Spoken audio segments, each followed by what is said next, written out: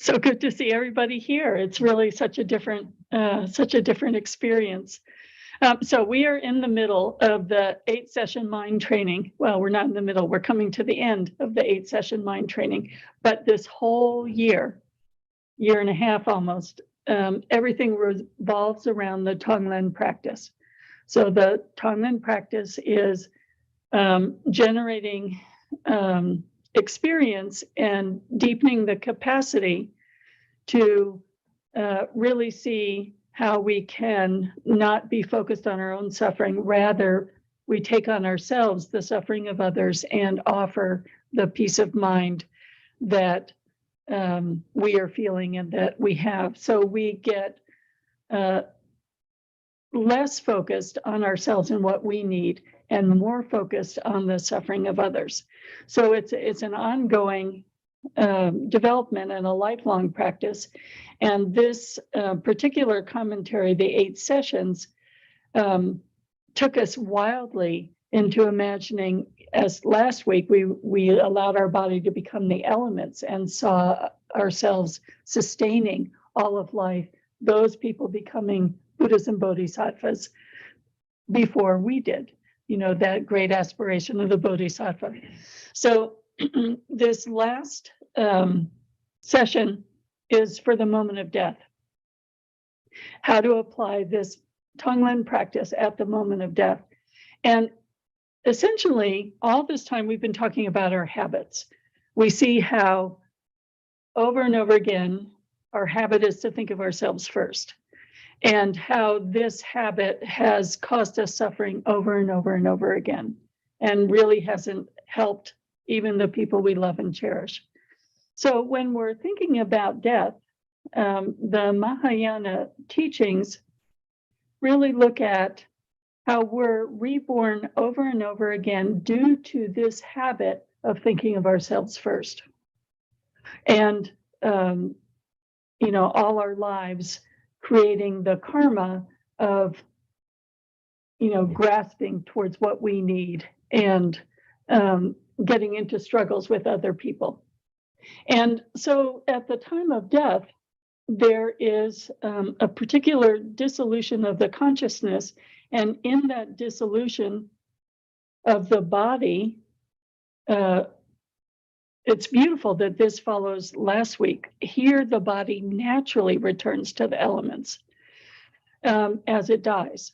And there is one moment of clear mind that if we've been meditating and have recognized the nature of our minds, then it's like streams meeting streams or a mother meeting a child. So there's this moment, but if we haven't been meditating, it flashes by.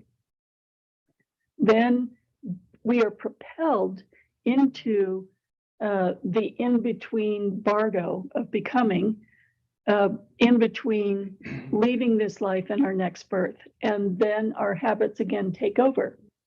And if we don't recognize our habits for what they are, then over and over again, we're in cyclic existence. So that's the format.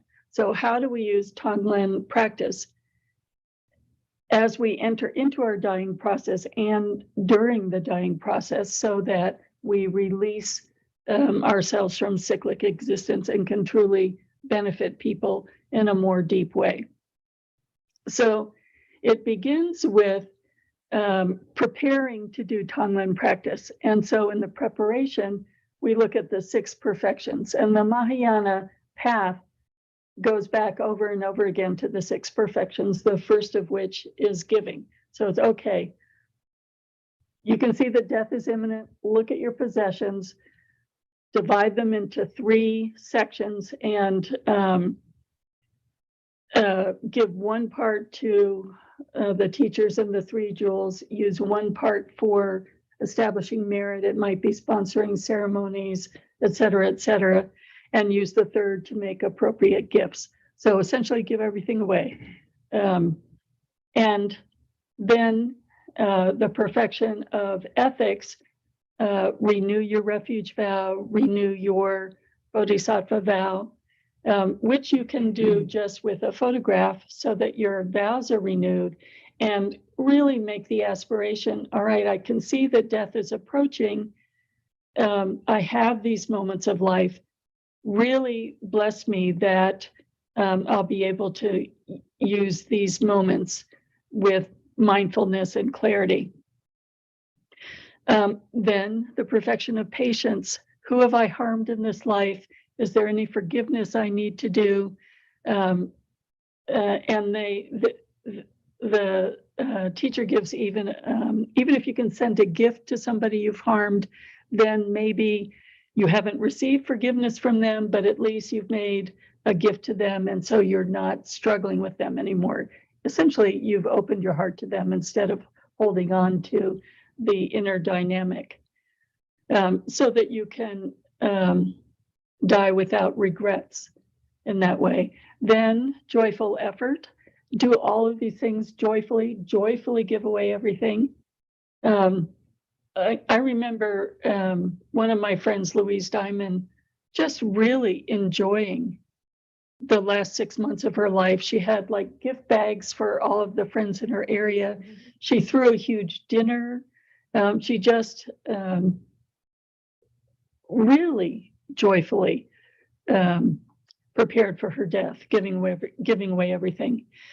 And then in terms of concentration and wisdom, to the best of our abilities, remembering that we can do all of these actions with mindfulness, and all of these actions as a way of letting go of self and letting go of the perception of the solidity of reality. So we've set everything up with the 6 perfections, and then we make many, many aspirations not to be able to forget our mind training. So I remember I had a very devout aunt, my Aunt Evelyn, and she really would say the rosary all of the time. And she could maintain her concentration in crowds. If she was sitting somewhere, she would just keep saying the rosary. And I visited her when she was in a coma at the end of her life. And all I had to do was start, the Hail Mary, and she would start crossing herself. So she had established such a habit of her spiritual practice, it took over. So that was the main habit that was present in her mind, instead of any of the, say, less lovely habits that we might see occurring in our lives over and over again. So we're making an aspiration, having quieted our minds, that we don't forget the mind training when it's hard. And I say there are 4 conditions when it's likely to be hard to remember your mind training. The moment of death, when it can be very painful. During the bardo state, when it can be very confusing. And when we're reborn into the next life. If we haven't established it into a very firm habit, it's easy that it's forgotten. So then we say, bless me that I don't lose my mind training habit when we can just totally lose it. So on the one hand, forgetting it, you can reclaim it, and then losing it is losing it. So it's likely to be lost if we're encountering harm by other humans. So if somebody is hitting us over the head with a hammer, we could forget and lose our mind training. Or if severe harm by non-humans, suffering a grave illness, or when our strong afflictions arise like anger, we not only forget it, we lose contact with it. We're off in our rage or off in our addiction, and it's gone. So we make an aspiration that in all of these different conditions, we don't lose this habit that we're so carefully learning and cultivating. So the next step you're in your room and your family saying what can they do, then you want to put a picture of your teacher, and not your ordinary teacher, but essentially one of the extraordinary teachers like His Holiness the Dalai Lama, or we might go back to Lord Jigten Sunggun. So, we were saying, well, why would we put a picture of the teacher and not a picture of Buddha? And there's a story from the life of Milarepa. We've been talking about Milarepa in the Tuesday, Thursday class. So he's in the room with his teacher, Marpa, and Marpa says to him, I'm going to display a meditation deity, like he might display himself as Tara. He displayed himself as, a wild deity. And Marpa says to him, now prostrate to the most important being in this room. And you might think, oh, I'm having a vision in this moment. I see Tara before me. Oh, I'm going to prostrate to Tara. And Marpa said, no, no, no. The only reason you know about Tara is through the teacher here on earth that has opened the door of the teachings to you. So, you want to visualize this teacher and visualize them inseparable from the meditation deity. It might be Chenrezig, it might be Shakyamuni Buddha. See that their realization is the same, and then see that your realization is the same. Really make more offerings and have confidence that what you've learned and the fullness of the bodhicitta, loving kindness and compassion, when your mind is in that state, it's inseparable. So all that prepares you now to go back into your Tonglen practice that you've been making a habit. And so it says sit in the 7 points of posture. So you sit with your spine erect. So even, if you're able to, in the hospital or in your room, you're sitting in the meditation posture and you think again, over and over again, as we've been talking about, we're in the parking lot and we get angry. And so we lose our capacity to practice. We're with our family and we get angry and we lose our capacity to practice. Really think about, how over and over again, it's painful for you and it's painful for others when you can't hold your meditation practice. And what is really happening when you get angry or when you are in the full throes of addiction? When you're in those moments, you're thinking about yourself and you're oblivious to the suffering of everyone around you and the needs of everyone around you. So think about how in all of these moments of life, over and over again, we've fallen for the same illusion. And we still have these last moments of our life left to reverse that and see the illusory nature of the self and the extraordinary kindness of others. And to really shift our focus from our bubble to all the suffering of sentient beings. And then when we have really reviewed our life and seen how much suffering has arisen in our lives due to being trapped in an isolated bubble of thought, and how all the joy of life comes from when we're opening and truly being there for others, present for others, helping others, then with that mind, let go even further of the holding on to that self-isolating bubble and see through it and sit in the meditation of Tonglen.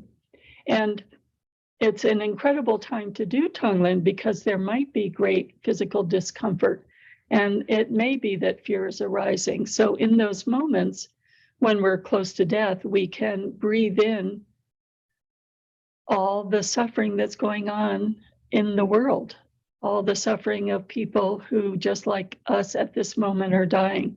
How do we breathe in, taking their suffering on us? It doesn't mean it gets more painful, pain is pain, it doesn't get bigger. But it's the idea of, can I take on what is so hurtful to you? And can I give you the clean sheets, the warm room, the nice person who's bringing me water, whatever it is that's bringing you comfort in this moment? And it's quite amazing to see someone bring that capacity to mind when they're suffering. Barbara, you remember Annie Saltram in Vermont. And when she was close to death, she fell and broke her hip. And so she was in the hospital, and it takes quite a long time for the morphine to cover that pain. So she started doing Tonglen, and it was during the, one of the tornadoes in Haiti. And so she was thinking of everybody just sort of lying on the road, suffering, and was able in her mind to connect with them and be open to their suffering instead of just locked into her own suffering, and to send them, she was, even though she had incredible pain, she was receiving medical attention. So it all has to do with a habit of perspective. And so in that process of dying, keeping that habit of perspective of Tonglen, so that you are practicing and benefiting others even at the moment of death and as you're dying. So then at the moment of death, with your mind full of bodhicitta in this practice, and allowing the process of the Tonglen perspective to see all these sentient beings receiving all the blessings of all of the Buddhas and Bodhisattvas, and actually achieving enlightenment, then keeping your mind in bodhicitta, seeing yourself filled with bodhicitta, that you too are liberated in that mind at the moment of death. You're preparing yourself in that bodhicitta state to recognize the clear state as it arises, so that your mind meets the primordial wisdom that has always been your Buddha nature. And in this way, you're released from cyclic existence at that moment of death. Then if that moment, which is very fleeting, if you're not able to meet that moment, rest in it, then the bardo of becoming arises. And in this state, because you are alert and filled with bodhicitta and keeping your capacity that you have built for concentration, you see all the different mirage-like qualities of the becoming state. And it says that recognizing that everything you experience in the bardo as like the 8 metaphors. And the 8 metaphors are like a mirage, or we could say like a movie, not real, like a movie. Dreams, magical illusions, like reflections in a mirror, like the moon reflecting in water, echoes, like a rainbow, like lightning, all just momentary flashes of perception. See the illusory nature of those without attachment. And if you can maintain concentration and non-attachment, then your habitual patterns that are, we say, related to the 5 poisons, so anger, jealousy, addiction, spaciness, all those things actually turn into the wisdoms. And again, although you're propelled into your next life, it will be a good situation in your next life. And the commentary says that it will only be another 7 rebirths for you, because you're able to hold on to your capacity to practice, to see without attachment, the illusory nature of the bardo and of the next life. So those habits will bring you into a precious rebirth like this has been, where you have the capacity to meet with the Dharma and develop the strength of the Tonglen practice. So this is particularly how to apply Tonglen practice at the moment of death, and it describes it from that perspective. There are other many practices related to the time of death, but you can see how holding on to this practice gives you a way to move through this life, dealing with the habits that arise, and in the moment seeing, oh, I can do Tonglen right in this moment. I'm angry, I can do Tonglen. I'm tremendously stressed, I can do Tonglen. I see my frustration with my coworkers, I can do with Tonglen. And by building that habit, we take it into the final illness and pains of the illness that lead to the moment of death, and even the final dissolution of the body that leads to the moment of death. So let's sit and think about this for a few minutes, and then we'll open to questions or discussions. How might you commit to this extraordinary training of getting out of our inwardly focused bubble, so that this habit becomes the dominant habit in your mind?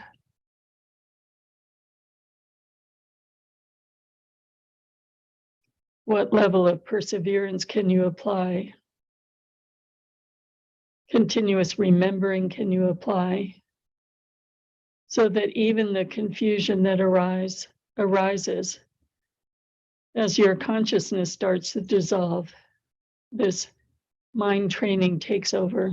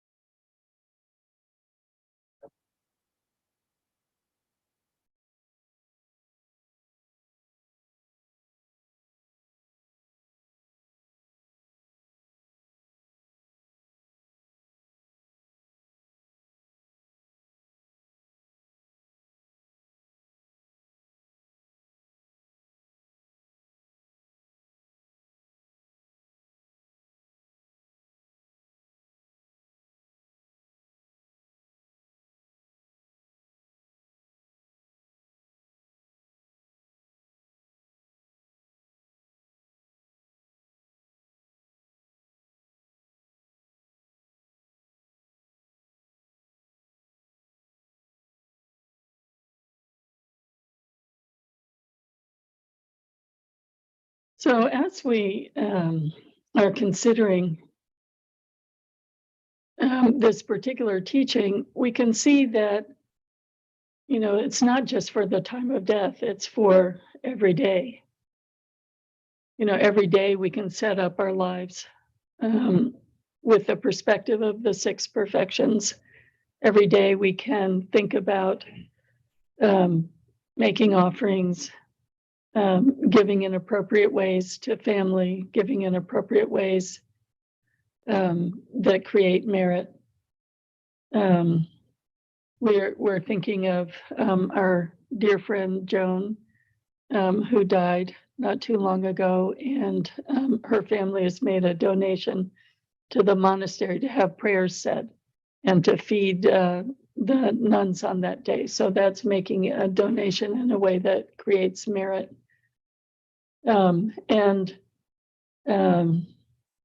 Every day we wake up with the capacity to heal the different wounds in our lives, to heal and ask for forgiveness and forgive, and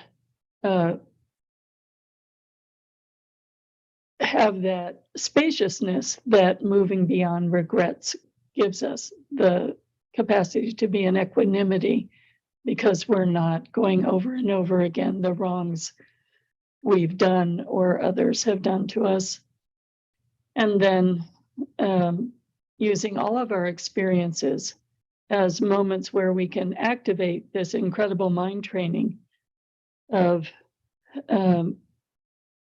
fearlessness. And then if we live our lives this way, then we're not afraid of death and we're not afraid of the dying process, because we know that we have the strength and capacity to use any situation in a way that is still opening our heart and mind and keeping our bodhicitta and capacity to have greater and greater levels of bodhicitta growing and expanding. And then really every moment of a life is truly precious and not to be feared.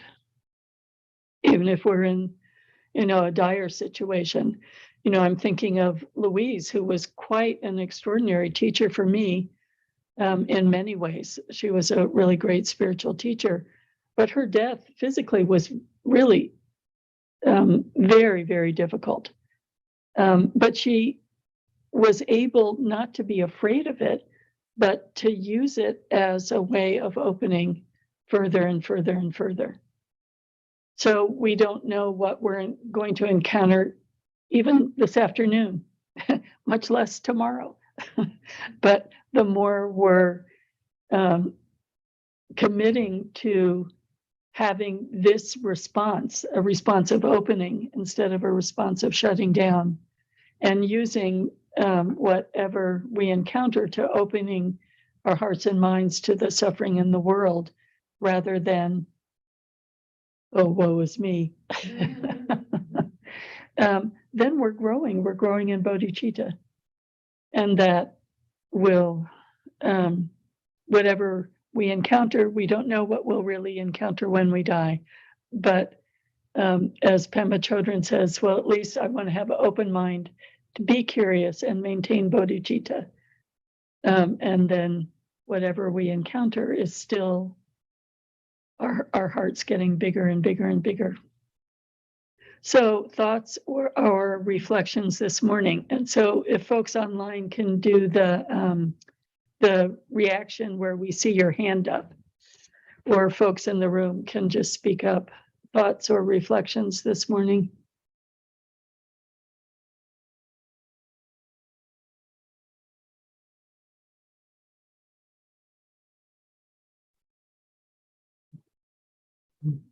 Tim. I guess what's in my mind, Khenmo, is, first off, of course, the whole country right now, every 3 days there's a mass shooting. You realize how on edge everybody is. But what my question is in very specific terms. I know a number of people who are going through illness and are having difficulties. But let's say one of my closest friends turned 75 today. His wife has had Parkinson's for, 5, 6 years. Uh, he has his own health issue. I mean, they're terrified. They're just terrified. And the way they deal with it is to become increasingly sort of irritated, no good can come of this. And so what my question is, I'll be seeing them later today, in very specific terms, how would I do, and it just popped out of my head. What are we doing? We're taking in suffering. What's the name of the practice? I'm sorry. Yeah, the Tonglen practice. Yeah, Tonglen. Yeah, absolutely. So just think about it. If you're in the room with them and you're sitting in equanimity and listening, Mm-hmm. and you're not reacting to their irritation, and of course, underneath terror and fear, can give rise to anger and irritation. I recognize that just in my own life. Yeah. So if you're maintaining equanimity, then you're able to listen to them with an open heart, and you're able to say, okay, just for a moment, I can take on your fear and breathe it in and send to you my equanimity. Yeah, and Khenmo, that really is my question. What do I do in very specific terms to take in their fear, their anger, their sense of despair? Is it a visualization? Is it? I think everybody's mind works differently. And so you can imagine it as a color that you're breathing in. Okay. You can imagine, sometimes we can feel attention in the room. So breathing that in. I'm sorry, Khenmo, I keep interrupting you, but yeah. But in terms of, say, the tension in the room, so imagine the tension in a specific physical form, allow it to enter my body, and dissolve it, let it dissolve in space, and then breathe out, hopefully breathe out equanimity into the room. That's right. Okay, that's what really interests me in very specific terms. How do you do this? And you're answering me. Yeah. And the specifics are going to be different for each person. Okay. So you have to trust your own imagination and your own sensitivities. Somebody else might say, okay, I'm going to take in the sounds of their words. Yeah. Or, everybody would imagine it and find their own specifics. But you certainly can feel that either I'm reacting and getting irritated myself and joining in the irritation. It's so easy when we talk about the state of the world to do that. Or I'm maintaining equanimity and listening, breathing that in and sending out peace of mind in this moment. And then there was what was the name of that wonderful German movie, Wings of Desire, where they had two angels, and they would be wandering the city. You'd see them in the subway, and they could hear what was going on in someone's mind, and they would go right up to them, listen to them, and then they would just sort of adjust the person's thinking by saying something nice that only that person could hear, and you could see the thoughts of the person turning in a more beneficial way.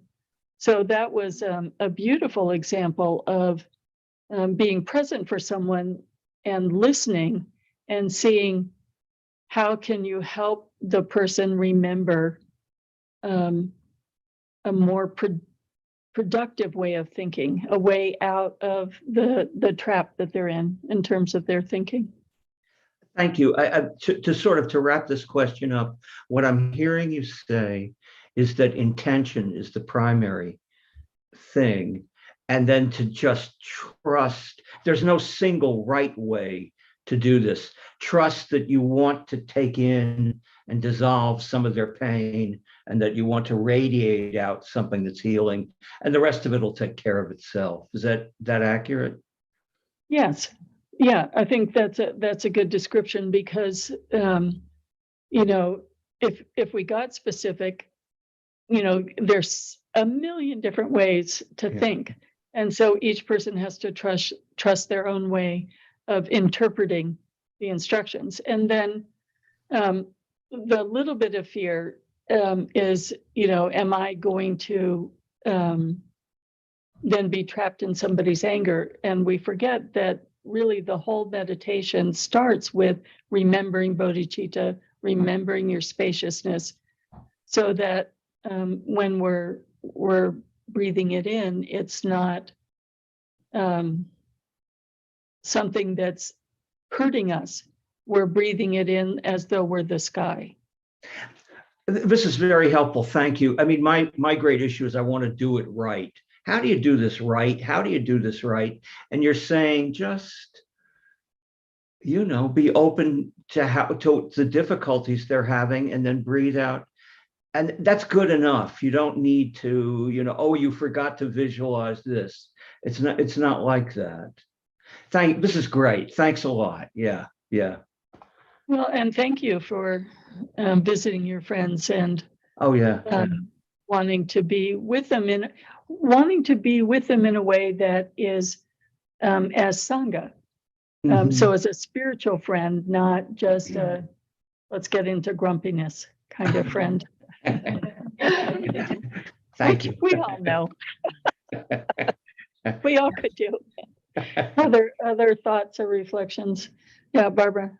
When you were speaking about, in the Bardo, it's like a movie. Well, Ashanti and I were out to dinner, and there was a movie on, and it just kept. It was brutal. Okay, it was a brutal movie. I was just like, I'm saying to her, I can't stand this movie, and I try to concentrate on her, and it would draw me right back. And sometimes I'd be like, I want to see if the victim's going to get out of this. Yeah. And I'm like hoping she will. But I guess that's kind of like Tomlin. But I thought about that when you said that. I said, oh my gosh, that movie was so brutal. I can't picture going into the Bardo and seeing something like that without a reason to do something. Well, think about, it's all of it. Heard, Barbara? Did everyone? I think the microphone. Yeah. Is the microphone working? You heard that? Yeah. Great. The magic microphone. It's this time. I better be careful. What we want to cultivate is seeing all of life like that. We're perceiving through the lens of our minds, and our minds are interpreting all of our sense perceptions. And so if we can start seeing that what we're experiencing is illusory, then the Bardo is just another situation where what we're perceiving is illusory. In the same way, when we're in a dream, it seems very real. But a dream is easier to understand that it's illusory. But when we're in the middle of the dream, it feels very real. So if we can start to see these instructions for every moment of the day, then what's happening is we're less and less distracted by outer circumstances. And we're able to hold concentration and mindfulness and anchor that in bodhicitta. So that the habit of bodhicitta becomes stronger and stronger, no matter what the display is that we're encountering, whether it's in this moment or in a more difficult moment in our lives, or in our dream states, or in the Bardo. So it's really for all of life. And you could practice with movies. Too confusing. My first thought was, maybe I should have just kept watching it, but I didn't have the knowledge I have today. Yeah. But we can start to see how all of these arising circumstances pull us out of bodhicitta. And can we make the bodhicitta heart mind the key, and then that goes out to all of the outer circumstances. Thank you.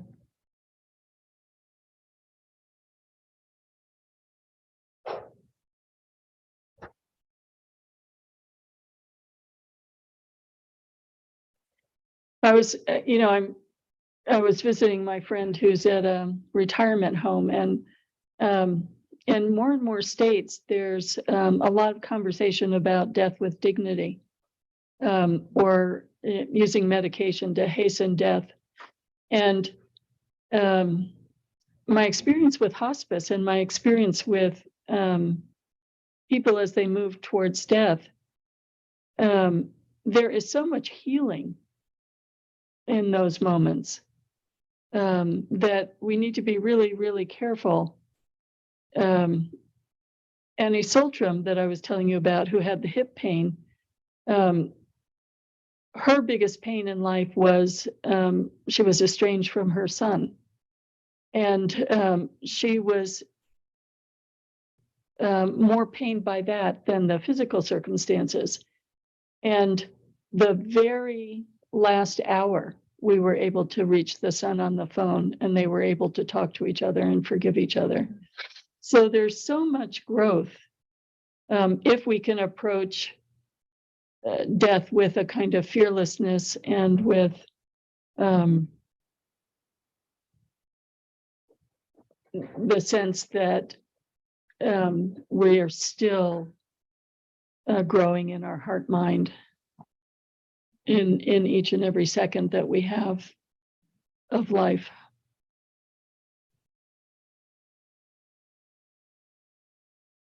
Other thoughts or reflections this morning?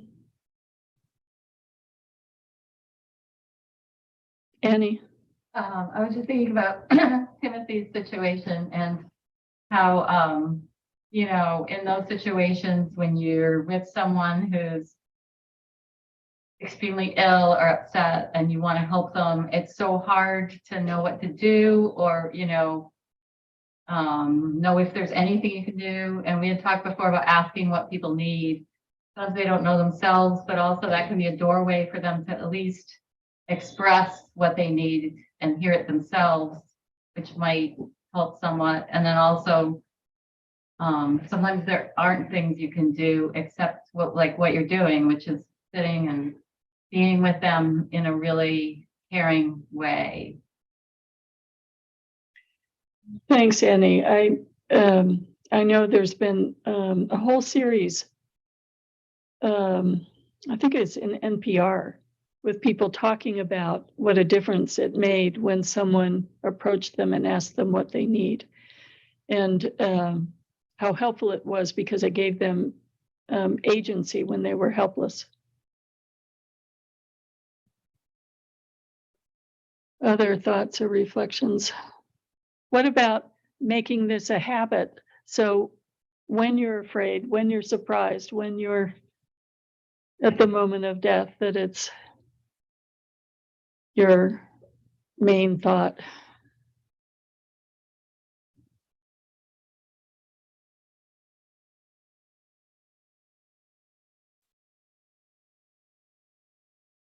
Yeah, Talanka. So this is something that I've been doing for a while, and after today's discussion, I'm going to obviously think about it more from the death perspective. So personally, I have not been someone who's been afraid of the idea of death, even as a child, which might sound a little strange. But one of the things that I've been doing from a habit perspective, especially in the last, I would say, 5-6 years, since a lot of the things that has shifted in my life, I think I parent differently my children. So I constantly think, how important would this be when I look back at my life in 20 years, 10 years?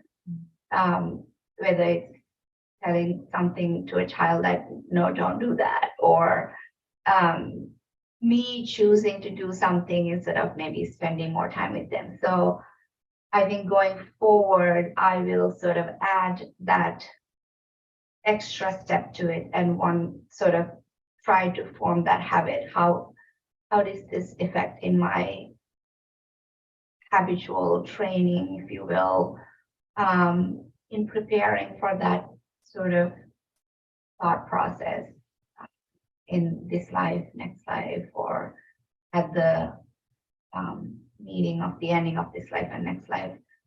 So that's something I was thinking I can train myself, hopefully little by little, in not thinking, how would this be viewed in 10 years? How would this be viewed at my time of death?